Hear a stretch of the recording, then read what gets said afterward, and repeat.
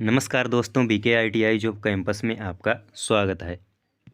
Friend, इस video में हम आगे के क्वेश्चन बताने वाले हैं सिटी एग्ज़ाम के लिए। तो फ्रेंड, वीडियो पे बने रहें। चैनल पे नए हैं तो चैनल को सब्सक्राइब कर लें। फ्रेंड, यहाँ पे आप क्वेश्चन देख पा रहे होंगे कि लोहे के टुकड़े को पीतल की पूरक धातु द्वारा जोड़ना किस वेल्डिंग के अंतर्गत आता है। इसमें 4 ऑप्शन हैं: ऑटोजीनियस, हेट्रोजीनियस, फ्यूजन, प्रेशर। तो लोहे के टुकड़े को पीतल की पूरक धातु द्वारा जोड़ना किस वेल्डिंग के अंतर्गत आएगा। तो इसका आंसर है हेट्रोजीनियस। इसके बाद में अगला क्वेश्चन है कि भंजनात्मक परीक्षण का अन्य नाम क्या है। भंजनात्मक परीक्षण का अन्य नाम क्या है? विनाशकारी, नष्टकारी, सर्वनाशकारी या कोई नहीं। तो इसमें है भंजनात्मक परीक्षण का अन्य नाम विनाशकारी परीक्षण। इसके बाद अगला क्वेश्चन है कि बिजली का कम करंट मापने के लिए किसका प्रयोग किया जाता है। ये आपको बताना है कि बिजली का कम करंट मापने के लिए किसका प्रयोग किया जाता है। आप कमेंट में इसका आंसर बता सकते हैं। इसके बाद फ्रेंड आता है कि कोयले या गैसों को प्राप्त ऊष्मा इस विधि के अंतर्गत आती है। कोयले या गैसों को जलाने से प्राप्त ऊष्मा इस विधि के अंतर्गत आती है: रासायनिक, विद्युत, इंडक्शन, थर्मिक। तो आंसर इसमें है रासायनिक। टूलों की मरम्मत के लिए प्रयुक्त वेल्डिंग रोड है: silver steel, high carbon steel, stainless steel, chrome, vanadium steel. तो टूलों की मरम्मत के लिए प्रयुक्त वेल्डिंग रोड है सिल्वर स्टील। ऑक्सीजन सिलेंडर के लिए किस रंग का होज पाइप लगाया जाता है। तो यहाँ पे होगा हरा। छोटे हथौड़े का वजन कितना होता है? 1 kg, 2 kg, 3 kg। आपको जो है कमेंट में बताना है।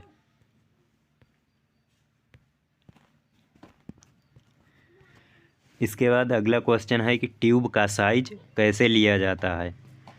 तो बाहरी व्यास, आंतरिक व्यास, AB दोनों या इनमें से कोई नहीं। ट्यूब का साइज कैसे लिया जाता है? तो इसका जो है आंसर होगा बाहरी व्यास। अगला क्वेश्चन है फ्रेंड कि 2 प्लेटों को किस कोण पर रखकर कॉर्नर जोड़ लगाए जाते हैं। किसी भी।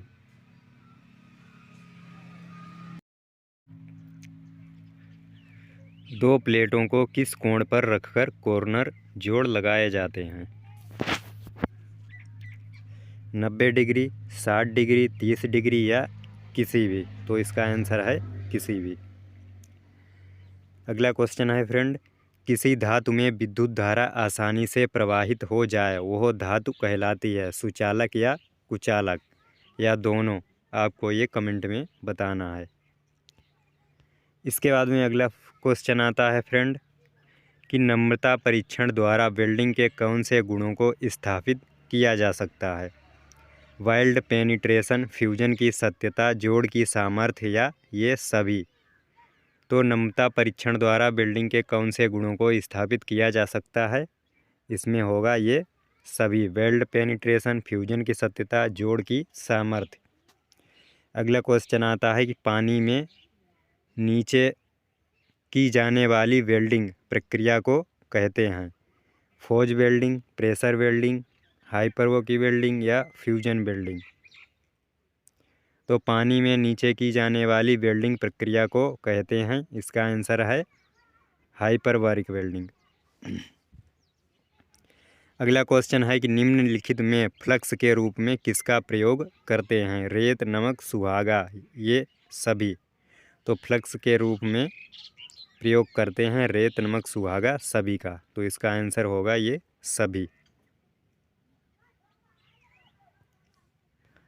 इसके बाद में अगला क्वेश्चन है कि बेस मेटल अधिक गल जाने से क्या दोष होता है? अंडरकट, ओवरकट, मेटल का जल जाना या ओवरलैपिंग। बेस मेटल अधिक गल जाने से दोष होता है। इसका जो है आंसर है अंडरकट। अगला क्वेश्चन है कि धातु की सतह पर कठोर धातुओं की परत चढ़ाने को कहते हैं thermit welding, forge welding, hard facing या सोल्डरिंग। तो धातु की सतह पर कठोर धातुओं की परत चढ़ाने को कहते हैं हार्ड फेसिंग। अगला क्वेश्चन, विद्युत विधि में किस विधि से आप ताप उत्पन्न किया जा सकता है? विद्युत आर्क, प्रतिरोध, इंडक्शन या सभी? तो विद्युत विधि में किस विधि से ताप उत्पन्न किया जा सकता है? तो विद्युत आर्क से भी, प्रतिरोध, इंडक्शन से भी, यानी कि ये सभी। अगला क्वेश्चन है, मेटल इनर्ट गैस वेल्डिंग विधि है ऑटोमेटिक विधि, सेमी ऑटोमेटिक, कौन सी विधि है आपको बताना है यहाँ पे। अगला क्वेश्चन है कि कापर कोटेड माइल्ड स्टील की फिलर रॉड का गलनांक बिंदु कितना है? 1450, 90, 1550 या 90 डिग्री सेल्सियस? तो कापर कोटेड माइल्ड स्टील की फिलर रॉड का गलनांक बिंदु है 1490 डिग्री सेल्सियस। अगला क्वेश्चन है कि टंगस्टन इनर्ट गैस वेल्डिंग में नोजल का चुनाव किस आधार पर किया जाता है? तो इलेक्ट्रोड के व्यास, करंट सप्लाई या ए बी दोनों? इसका आंसर है ए बी दोनों। अगला क्वेश्चन है कि परमाणु हाइड्रोजन वेल्डिंग में प्रयोग किए गए इलेक्ट्रोडों की धातु का नाम क्या है? टंगस्टन, एल्यूमिनियम, आयरन या ब्रोंज? परमाणु हाइड्रोजन वेल्डिंग में प्रयोग किए गए इलेक्ट्रोडों की धातु का नाम है यहाँ पे टंगस्टन।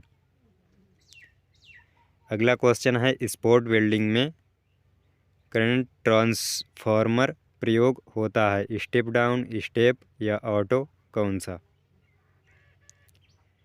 इसके बाद में अगला क्वेश्चन आता है कि एसी ट्रांसफार्मर वेल्डिंग के लिए कितने वोल्ट सप्लाई की आवश्यकता होती है? तो 80, 40, 300 या 20 से 30? ट्रांसफार्मर वेल्डिंग के लिए कितने वोल्ट सप्लाई की आवश्यकता होती है? तो यहाँ पे आंसर में आएगा 80, 100। सोल्डरिंग आयरन की टिच होती है स्टील, कापर, एल्यूमिनियम या टीन की? तो सोल्डरिंग आयरन की टिच होती है कापर की, आंसर है इसमें कापर। अगला क्वेश्चन है कि किस विधि में डीसी करंट का प्रयोग किया जाता है? Metal inert gas welding, resistant, tungsten inert या हाइड्रोजन आर्क? तो किस विधि में डीसी करंट का प्रयोग किया जाता है? तो यहाँ पे होगा मेटल इनर्ट गैस वेल्डिंग। इसके बाद में जो है अगला क्वेश्चन आता है कि ऑक्सी एसिलिटीन ज्वाला का अधिकतम तापक्रम होता है 3100 से 3300 डिग्री सेल्सियस। अगला क्वेश्चन है, कार्बोराइडिंग फ्लैग का दूसरा नाम है? तो रिड्यूसिंग फ्लेम।